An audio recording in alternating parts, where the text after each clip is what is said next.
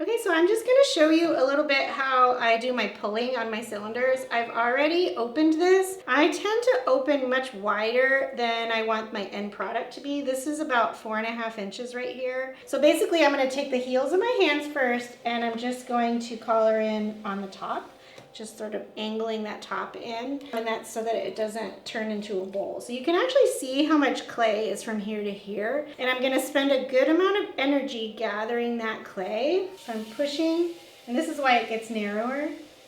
So you see how I'm just gathering that clay right there, and now it's up here. So the next thing I have to do is lift. So what I generally tell my students in the studio is if your pressure is a 10 down here, you want to be a 1 by the time you get to the top, and your top is going to be probably somewhere up here. So don't go too quickly with your hand up the wall. Make sure that it makes a full circle before you move a little bit. And I'm slowly letting go as I come up the wall. Now right here I've got this little double rim, I suppose you could call it, and I'm just going to run my finger along just to flatten that out. I'm not pushing, I'm just sort of touching and touching.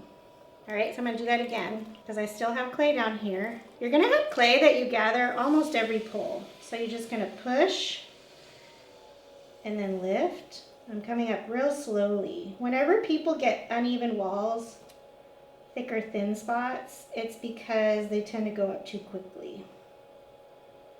I'm just slowly, and then here I'm gonna slowly let go. So don't push as hard here as you do down here because it takes a lot less pressure. And I'm gonna collar this one more time.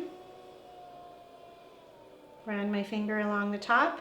So this is actually thicker than the rest of this. So my next pull I'm just gonna pay special attention that I will thin that out. So I'm gonna gather clay one more time.